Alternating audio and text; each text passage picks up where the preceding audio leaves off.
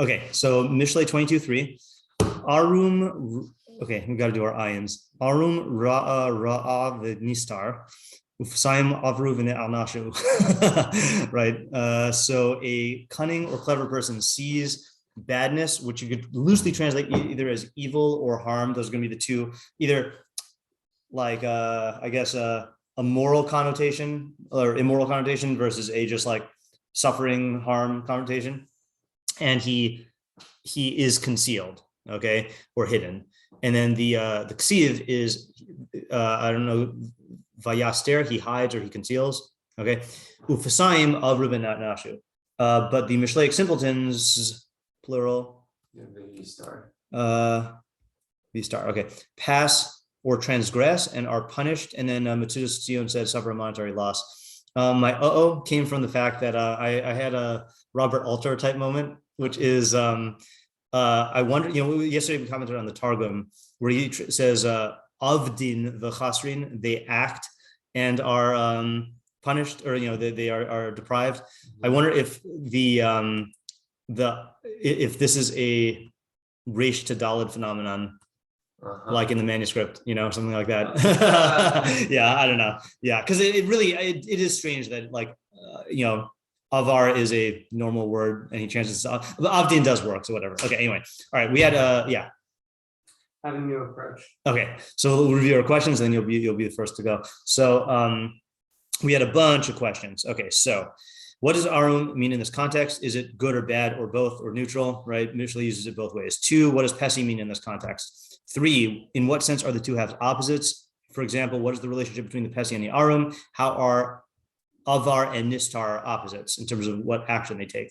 4, what is significant about the fact that the arum sees this ra'ah? Is it a hard to see phenomenon? Right, and the chiddush is that he sees it. So if that's true, then you have to ask, what is it about the arum that allows him to see it? Or is this a visible ra'ah, in which case the chiddush is not the fact that he sees it, but the fact that he hides? Okay, so where's the chiddush there? 5, in what way is the arum concealed? Is he concealing himself? What allows him to be concealed? What decision-making or thought-thinking process results in this concealment? 6, why does the arum make the decision to hide as opposed to other options, to confront it, to eliminate it, to harness it, to publicize it, to engage it, anything else? 7, what is ra'ah in this context? 8, what does it mean that the pesi is over? What is avru? 9, why is pesi singular and arum? Why is pesi plural and arum singular? 10, why is the pesi over? Is it because he sees the ra and doesn't hide, or is he over because he doesn't see it? Either way, what's going through his head such that he sees it and goes ahead anyway, or such that he's blind to it? Okay. 11, what, according to the Matsudat and possibly Targum, why is onish translated as monetary loss as opposed to punishment? 12, what do we make of the Greek siv? It's written as he conceals, but it's read as he is concealed. 13, is this talking about a specific scenario or about all visible ra'ah? Either way, what's the practical application? 14, who's the audience? 15, is there a middle ground between the avar and nistar? And then the only step I took, which I know there were a lot of ideas said, but just in terms of definitions here, is that we reviewed the Rabbi Yonah's definition of pesi and arum. Pesi is someone who's mispate b'yitzro. He's seduced by his own yetzer, and he is easily convinced that something is good or bad based on whether he desires it or not. And so we said that the arum, if that's the opposite, arum is that you're not seduced by the yetzer. And what it means is that you understand the deceptive power of the emotions to distort your perception of reality. So that has 2 applications. One is in yourself. You're not going to fall prey to your own psyche, or maybe not that you're not going to fall prey to it, but you'll be aware that you can fall prey to your own psyche and you'll take measures against it. And then with others, you know how other people's psyches can affect their perception of reality, and that will affect your decision-making, whether to help them or whether to manipulate them for evil. Hey, you are back. Yeah, since they were here. Okay, sure. Oh wow! So according to Rabbi Yonah, I have a completely new approach. Okay, so I'll hear yours after I hear Sean's. Okay, so Sean, you have an approach. Okay, so this isn't dependent on my approach. Yeah. Just question-wise, could you read the nistar as applying to the ra, or is that not possible? I think it would be feminine. and it's not. Because Ra is feminine and Nistar is masculine. Okay. Yeah. Okay, so Unless there's some principle I'm unaware of here. Yeah. okay, that's fine. Okay, so this might be very similar to what Ariel was saying, Mhm. which is that the arum person sees the bad and the Hasi does not see it. Yeah. So I think there's a phenomenon in terms of the people who usually like break the most under pressure are the people who are stupidly optimistic. Okay, meaning they are always like so the like they talk about like people in like internment camps or like people who are subjugated to a lot of stress. Yeah. The ones who keep being like, all right, counting down the days like to the like by Christmas we'll be out, by like this other next thing will be out, right? And each time it comes along and then they're not out, right? That's crushing to them. Right. Okay.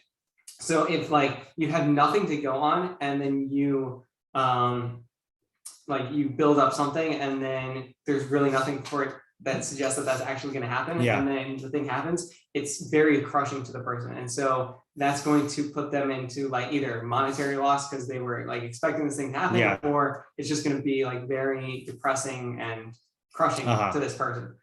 And so what the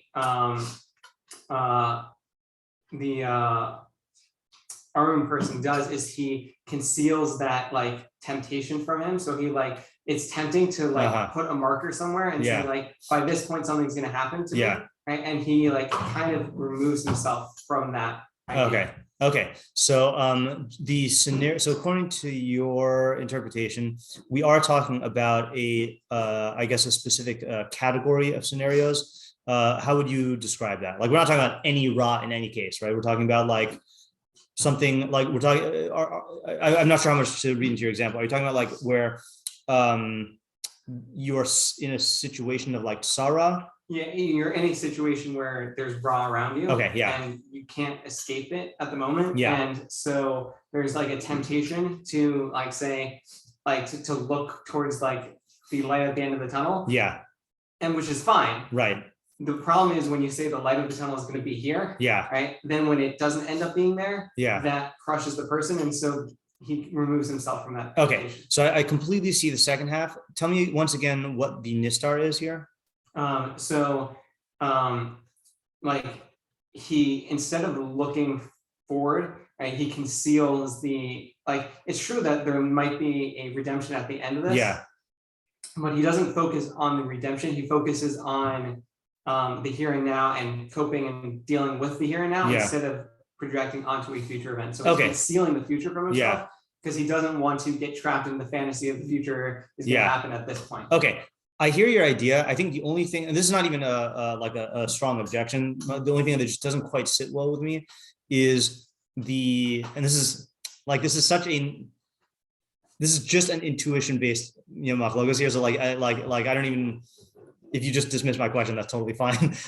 Is that I feel like it should emphasize the way that he deals with the situation in more positive terms. In other words, not positive like smiley, but positive in the sense of like, what is he doing? Like, we see what he's not doing. He's not focusing on the future, but I feel like there's something lacking in like, what exactly is he doing? Like, it reminds me of, hold on. Let me see if I can find this pasuk. I haven't learned this one in a long time. I think it has this lashon. We'll see.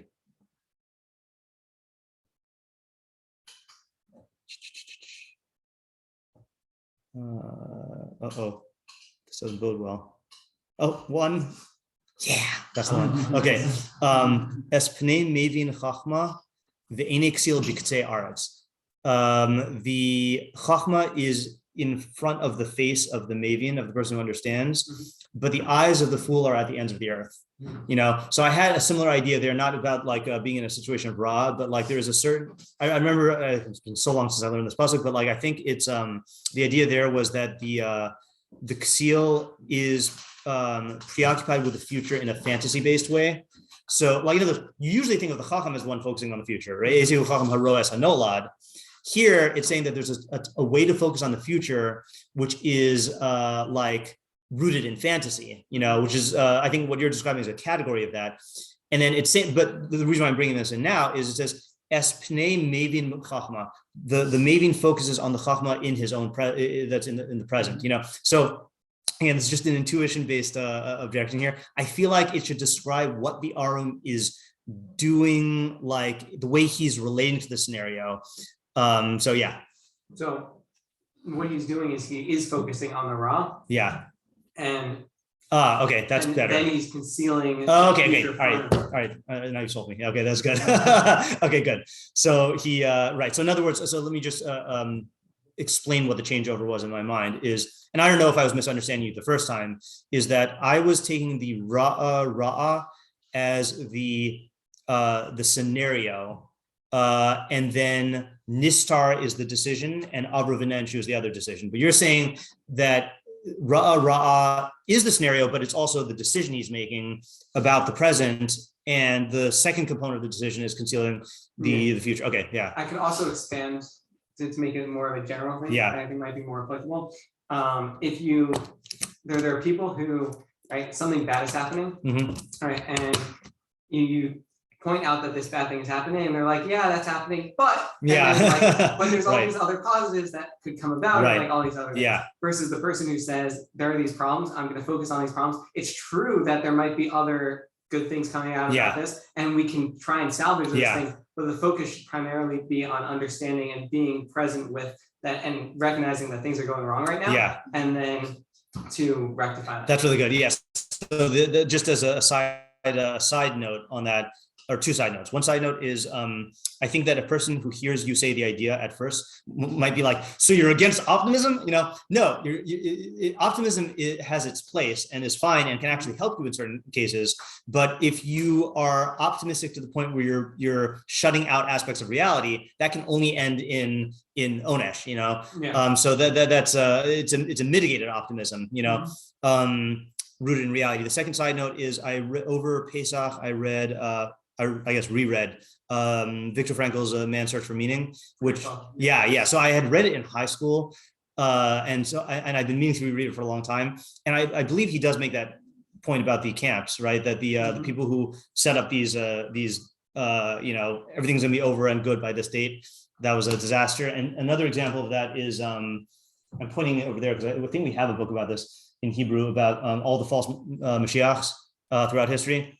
And I think that's also been a big pitfall, and the reason why Chazal were against setting dates for the Mashiach, because it can lead to this mass disillusionment, which will crush people and then lead to other bad decisions. So that's another example of that. Rabbi Zimmer gave a shiur about Moses, the glowing baby. Oh yeah, yeah, that's a great title. Yeah. He was talking about how when he was born, somehow or other conveyed this hope for qualities. I don't know. I'm just. Yeah, I mean, sure here's what I would say though, is that it is different, or it might be different when you have a nevuah, right? They had a nevuah that they were gonna get out with a timeline. Now that's a whole complicated thing about whether they're taken out early on time, whatever. But yeah. Okay, good. All right, now you has that's in the books. Okay, yeah. So I will come that I am still struggling with this idea. Okay, but it's I don't know. It seems like the Rabbi Yonah's definition is. Like his definition is very close to the Sfar itself. I'll just start saying it because I also have an idea based on Rabbi Yonah, so yeah.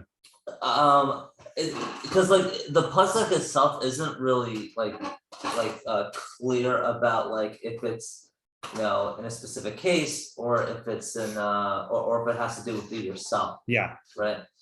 So you can take it both ways, or it could apply to other cases. Yeah. But let's just stick with the second half because that's simpler to me. The second half speaking about a Pesi who is overcome by his emotions and Yetzer Hara or whatever it is.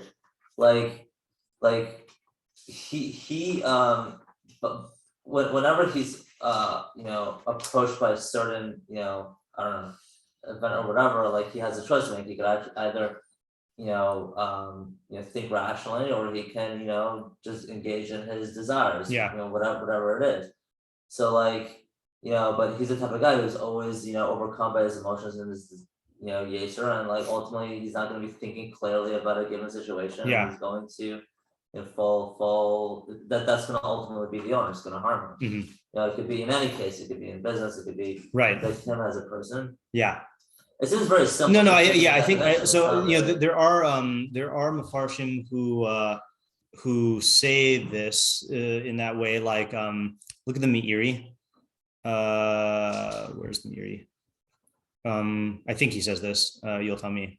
Arum. Oh wait, that's the Chukah. Hold on. Did I skip? Oh, it starts here. Meiri starts. Arum ra'a ra'a v'nisar u'p'sayim abra v'nenashu. We can pass that. So Meiri says Zem Amar Dome Lama Amar Amzal Ezehu Chacham Haro Esanelad. Okay, so this is similar to who's a Chacham, one who sees the consequences, the future. Hey Ara, this is an idea, an insight. Lios Adam Niskakim Alze Lihinatum in Ara. It's telling you to be smart and to guard yourself from harm. Alze Amar Arum Ra'a B'sichlo. He sees the evil, the cunning person sees the evil or the harm in his intellect. Hanasis min hapol haploni, which would come from a certain action. V'nistar mimena, and is hidden from it. Ratzalamar mishtada lioso mischabe mitzaras hara'a teramba, and he tries to avoid the harm before it comes. Upasayim abru derech slula, they go on the smooth path. Lo hishtadu lates mimena v'nenashu. They don't strive to avoid it, and then they are punished. So because, very straightforward idea. Yeah, because of his yitzhar, he's not really going to think of any of the consequences and go push through. But like what he said, like the arum, like he'll recognize the harm and he'll recognize and the point is his yitzhar. I think the point is his yitzhar isn't clouding his judgment. Yeah. Like he may have like the desire to go into the business, right? But it's not going to overcome his rational thinking, right? To maneuver. Okay, so here's my question on that approach, and I guess this is also on the Meiri's approach. If that's what the pasuk is telling you, then why doesn't it say chacham? And why focus it on the pesi? Pesi is easier to understand because he's deluded by his emotions. That's simple because the pasuk you brought up yesterday, the chacham runs away from it completely. Okay. He doesn't. All right. So so the chacham will see it. He'll avoid it even before he sees it.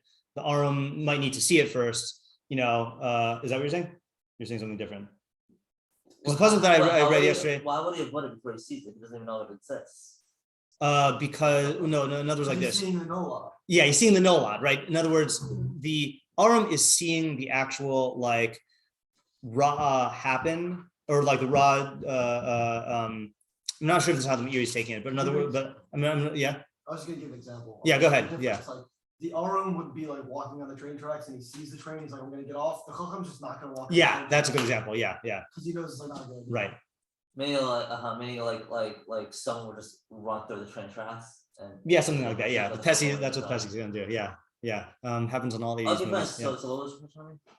No, so that was my question, but you answered it. The question was, why doesn't it say chacham if it's talking about seeing the consequences? And the answer is that there's two different levels of seeing the consequences. Yeah. There's seeing the scenario that will produce the consequences, and then you're like, oop, and then you get out of there. And then there's seeing ahead of time what types of scenarios will lead to these consequences, and then avoiding it altogether. My question is like, because it seems like this isn't being the ideal, right? Like the case, right? Right. So my question is comparing it to the chacham, like what's the I think there is I think the reason why it would be saying it is there is a level where like you first have to like be able to, like, in other words, you need to go through this level before you get to the chacham's level. You can't just skip right to the chacham's level, developmentally saying, I'm saying, Well, in terms of practical application, like it sounds like according to Mishlei, like it's better just run away from it.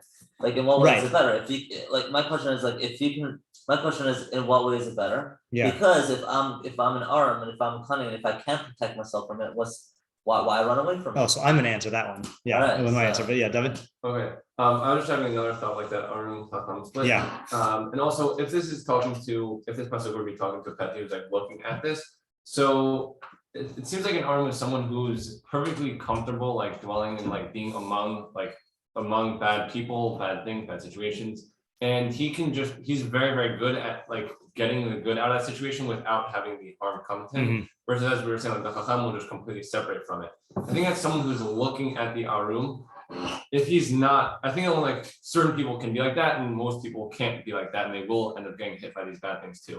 I think that person would just look at a situation and assume like, oh, anybody can just jump into their situation and be fine. Yeah. And I think that then, maybe this is coming into a little bit of actually reading that pasuk, that then someone who's a petty or just not that arum, they'll jump into that same situation and they'll end up getting hurt by that situation because they can't like slyly navigate it the way that an arum could be very as cunning and as clever. Okay, so if I may, let me say my idea. And then I don't know if what I'm saying is a further development of your idea or if it's on a different track. And either way, it's going to help us clarify it. Yeah. Just one more thing. Yeah. So I think I have an answer. Okay. Do you want me to say it or do you want to? No, go ahead. All right. I think the answer is that that even if you're an arum and if you're engaging in these, in these whatever it is, like ultimately, if you do it every single time, eventually you're going to start being overconfident.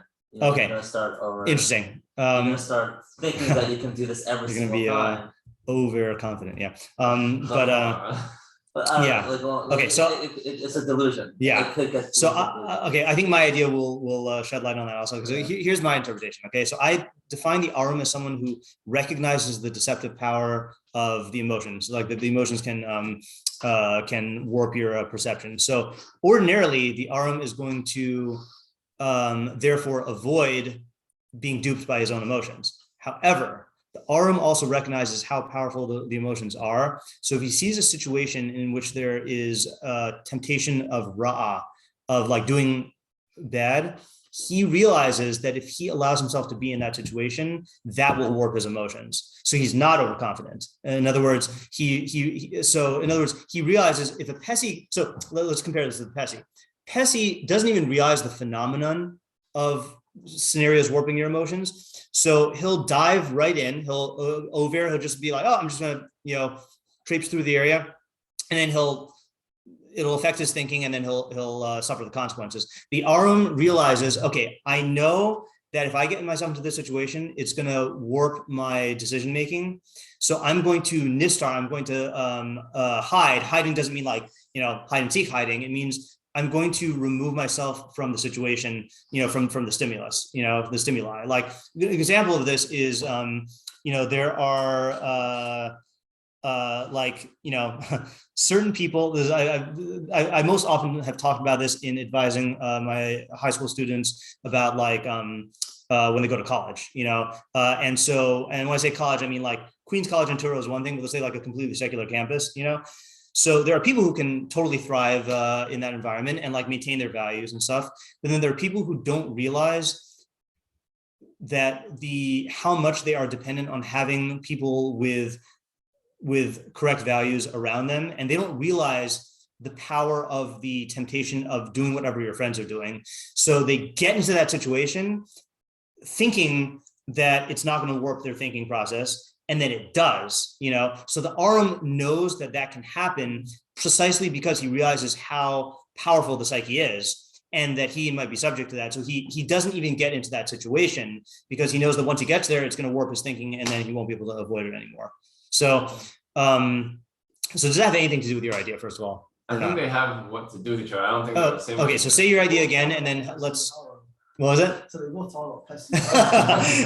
Hopefully more than that. But say your idea again, and let's just. Okay, I'll try to say more concisely also. Okay. That the arum will be perfectly fine going into situations, not necessarily because he knows. It sounds like you're going down like he can know like different emotional pulls.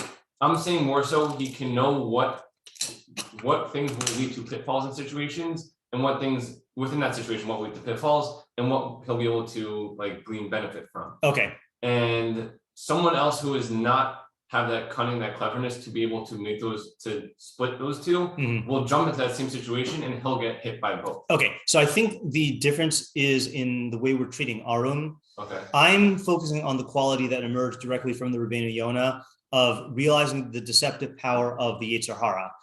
The fact that the Yetzer Hara can seduce yourself. Yes. Your version of the arum seems to be much more about what is it about the arum, according to your interpretation, that allows him to be able to take certain good things and avoid bad things? Maybe that. Okay, fine. I So, wouldn't be yeah. particular as that. Okay, right. In other words, I guess the way that I'm hearing your idea is that and this is not an invalidation of your idea, but the way I'm hearing it is it's much more similar. Like if you said your idea and the pasuk said chacham, I would be like, yeah, that makes sense. Like it could be any good Mishleic actor, Really? Okay. So I'm either I'm missing something or Sure. you're. I was thinking about it particularly to someone. I mean, as we were saying, Chacham seemingly will completely distance himself. Oh, okay, yeah. But the arum will allow himself to be in this potentially dangerous area in a way that Chacham will just completely remove himself. Yeah. The arum particularly will be fine being in this dangerous area. So are you saying that the arum is? So which one is, for lack of a better term, better? Arum is better than the Chacham in that sense. Oh. I thought you were asking about like a good arum versus the bad arum. Oh, no. Yeah, we're definitely talking about a good arum, yeah. Right. Okay, yeah. So because the way we were talking about it with Ariel's idea is that arum is really on a lower level than the Chacham, right? The arum has to see the bad before he avoids it. The Chacham sees it before he gets into the situation. And you're saying that the Chacham would not be in the situation at all, but the arum can be in the situation and then get the benefit out of it without getting the bad. Yeah. So that makes it sound to me like the arum is in a better position. It sounds like, which would be fine, but it sounds like he can thrive in two environments, while Chacham can only allow himself to thrive in one. Yeah. So in that way, I guess he'd be better. Yeah. Okay. So there's two ways to take it. Okay. One way to take it is that this is so again, clearly my theory from my Mishleic spectrum chart is that the Chacham is on a more developed level than the arum. Again, I have my reasons for thinking that. You're not beholden to those reasons because you're not my intuition, right? Okay. So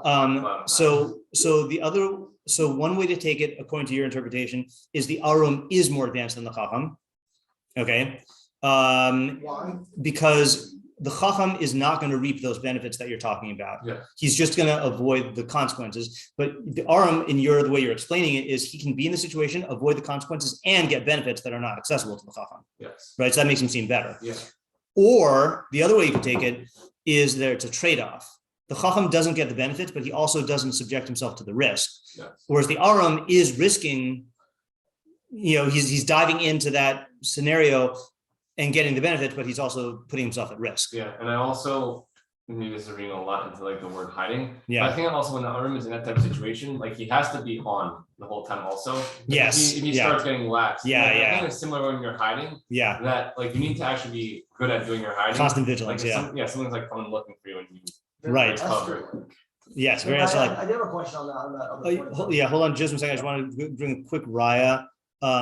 Not a raya, more of a like undeniable truth. No, I'm just kidding.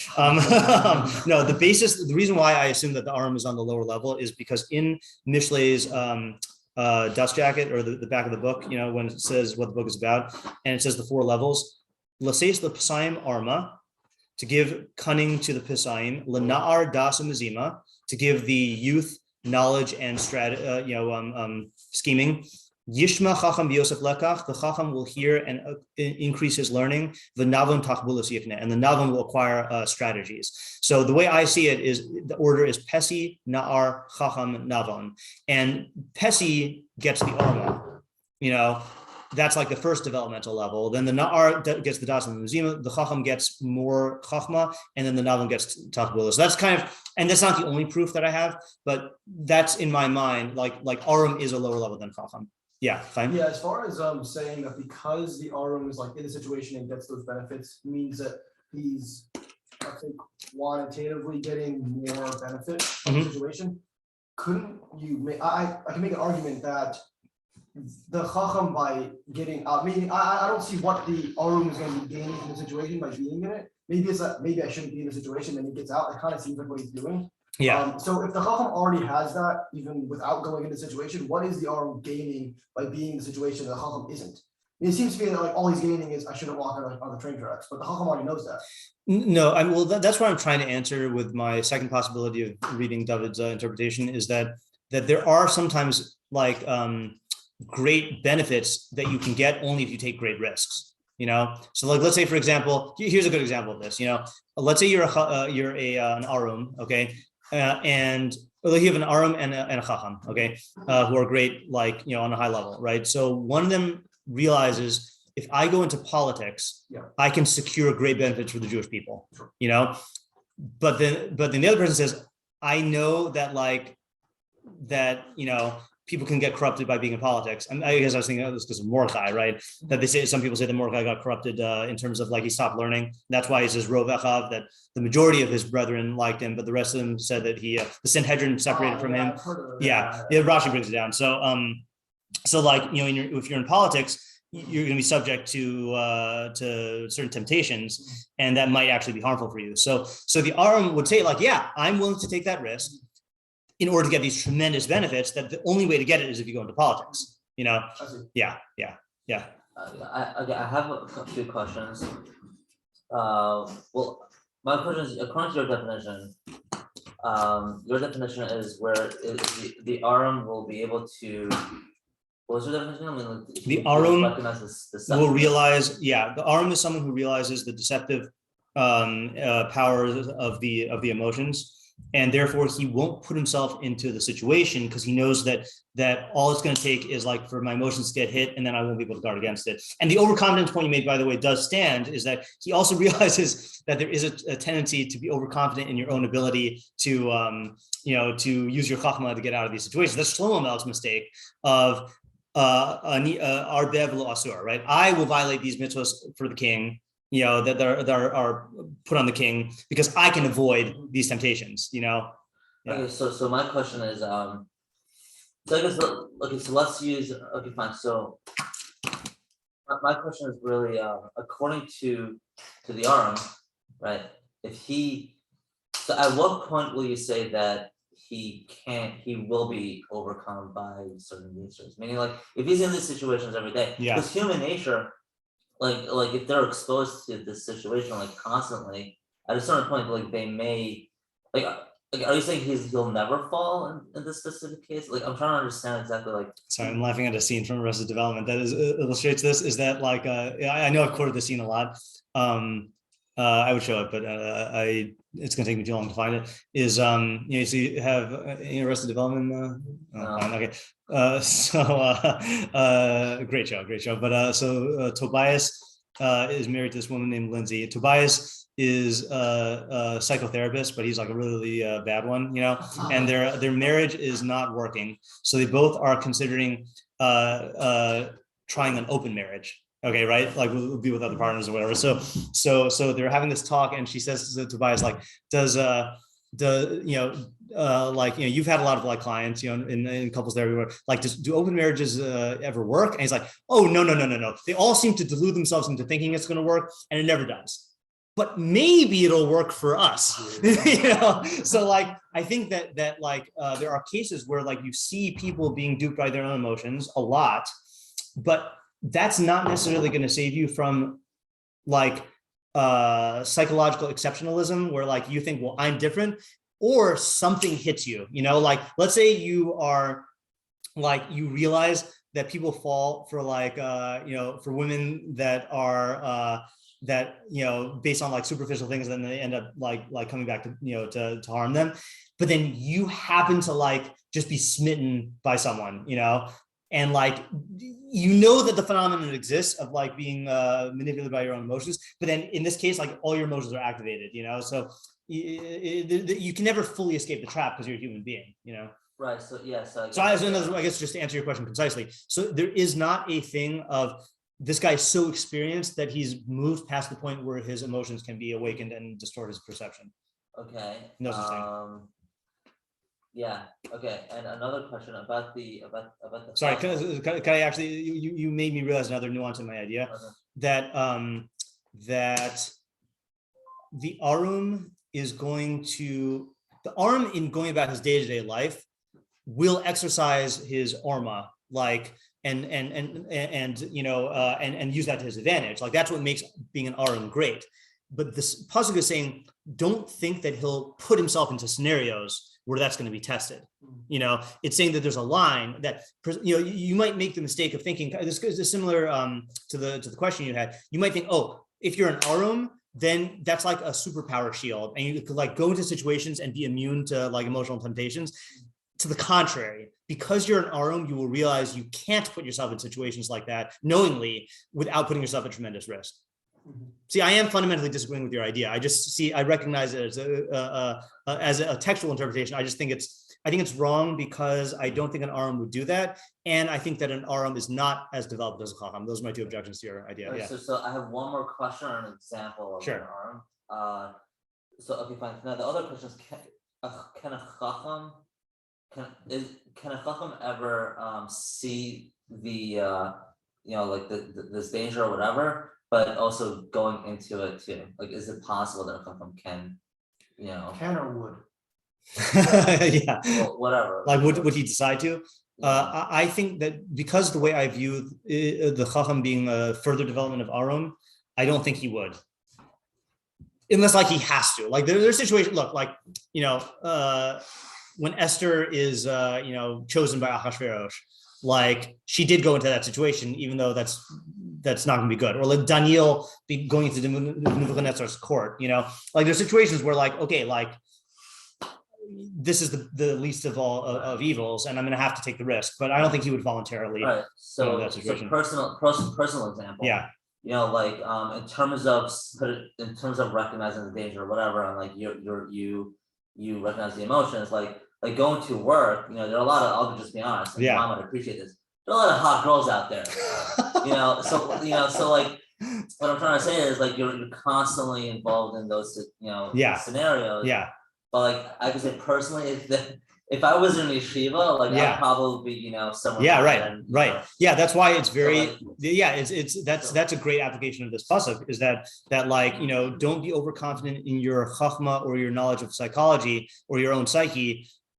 Don't be so confident to the point where you put yourself in risky scenarios, because it takes very little to unravel the psyche. Yeah. Right. But nowadays, I feel like even a chacham has to be put in that situation. Like, maybe would you say that nowadays, because like you're in the workforce, like you'll never have a chacham in that situation, or like? I think that there's certain things that are present in humanity in all times and all societies.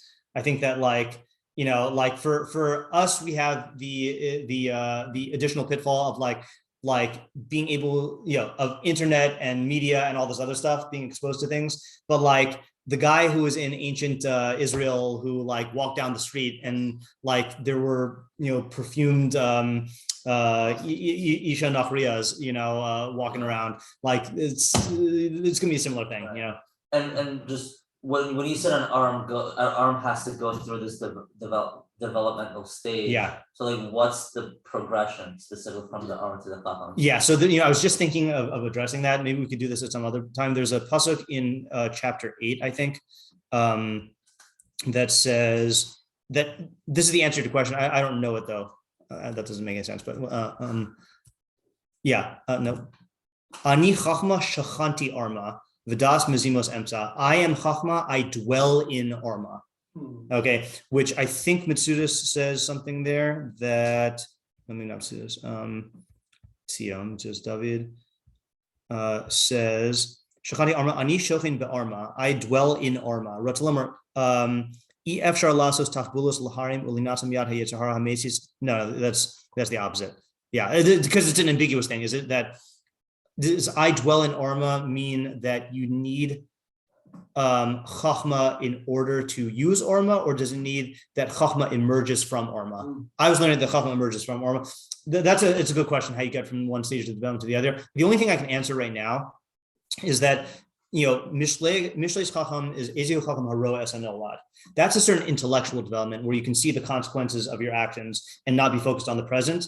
But Orma is really when you're locked in the present, emotional, immediate way of viewing the scenario. So you need to be able to not be duped by your own yetzer in order to have the vision to see the consequences. Like Orma is like glasses that you put on that help you to, that's a bad analogy. Chacham is more like glasses. Orma is like removing blinders, and then Chacham is like putting on glasses, like you need to be able to not be like taken in by the deceptions of your yetzer, and then you can see the consequences. The reason why I asked it is because I don't know, like I feel like let's just use me for an example. Like I was able to see like the potential pitfall before I even like went to go through this, process of going to the workforce. Like I know that that's a possibility. So my question is, will an arum foresee that? And I'm not trying to say I'm a chacham here. I'm just trying yeah. I mean, the way I'm learning it is that the arum will see that, but that the arum will also realize that the fact that he sees that is not a guarantee of protection. So I'm still trying to understand the difference in chacham. If he also sees it. My idea is okay. Yeah, fine. Yeah, so the difference, I see what you're saying. The idea we said earlier, based on your thing about the arum has to see the ra'ah before he avoids it, and the chacham doesn't even have to see it. I'm not really relying on that distinction. That's not in part of my idea. Yeah, Sean? Okay, so not necessarily a furthering of the idea here. Yeah. But I do find it very intriguing that you have this relationship between arum and hiding. Yeah. Because arum, the other meaning or root of arum is nakedness. Yeah, right. Hiding, right? Yeah. Nakedness and like. Well, they're both used in the beginning of Bereshit. Correct. Right. In the same span of two pasukim, I think. Yeah. Yes. Yeah. So just like having hiding, which is something that's very anti-nakedness. Yeah. So that's interesting. If there's anything. Yeah. So I do feel like there is a connection that we're going to be able to appreciate between how we're defining orma and nakedness, because you are really seeing the thing like as it is, naked of all of your emotional colorings, hiding those interesting thing. I gotta think about that a little bit more. Let's just do one thing. By the way, I'm fine doing Q&A tomorrow. I think we have enough good ideas on this that but I'm very curious about the Metzudas David, because with the monetary punishment thing. Let's just see what he says there. I haven't read it yet. Ra'a ha'arum. So the arum sees evil. The roe hara'a hami'utedes lavo. He sees the ra'a that will come in the future, the imminent ra'a. V'nisar mimeno, and he hides from it. Rotz lomar shomer atzmo min hara'a terem bo'o. He protects himself from the evil before it comes. Aval ha'pesayim.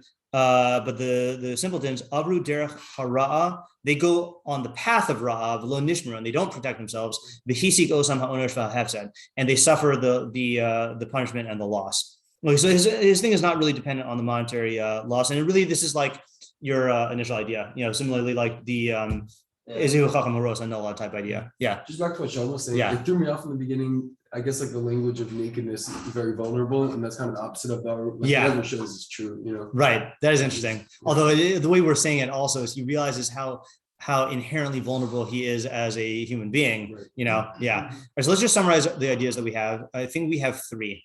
Okay, we have 4. We have 4. Sorry, I was just discounting yours as an idea. No, I'm just kidding. No. Once, but twice. Yeah. You asked me not to hold back.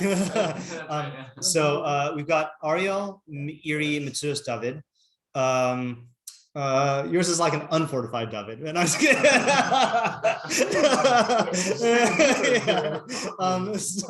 So that it's conveying a basic idea of roas hanolad versus people who rush headlong into things, not even seeing the need to look for the nolad because they're so confident in their perceptions. Okay, so then we have Sean's idea, which is that it's talking about the limits of optimism, okay, or whatever, however you want to put it. That just sounded fancy, like a good book title.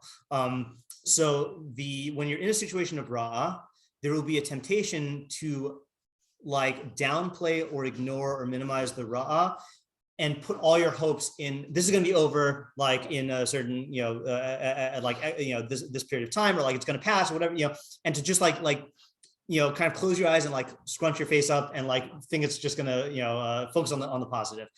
But you can't do that without like, if you do that, you're not going to deal with the negative, and you're setting yourself up for disappointment and further harm, whereas the arum sees the ra'ah, meaning he looks at it and he confronts it and deals with it, and he conceals the future optimism because he knows that that's going to set him up for disappointment and will remove him from the present.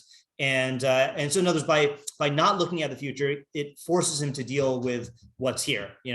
So that's Sean's idea. Is that okay? And then my idea is that the arum, because he realizes the deceptive power of the emotions, will not put himself into situations where his emotions are awakened, and he'll conceal himself from that. Whereas the Pesi is not even aware that he's seduced by his own emotions and will rush headlong into these situations and then suffer the consequences. And the Havamina that this is addressing is, you might think that because the arum can see the phenomenon of being mispata b'yitzro, then that will equip him to go into the situations. And I'm saying to the contrary, it will make him avoid the situations because he knows that no one is safe from being seduced by the yetzer. And then David's idea presupposes that the arum is a further development of the chacham. So whereas a chacham will avoid situations where there could be consequences, the arum will put himself into the situations and guard himself from the ra, and get better, and then reap the good results. And the reason why he'll do that is he'll realize that, the nature of risks, is such that like you can often get a lot more gain from these risks. And so since he's capable of doing that, then he'll do that. The reason why I object is because I don't think that the arum is more developed than the chacham. And I also, based on my idea, don't think that the arum would do that. So those are my two objections. Okay, very good. All right, Q&A tomorrow? Yeah. Okay. Yep. All right. Have a good day. What was Nice to have you back.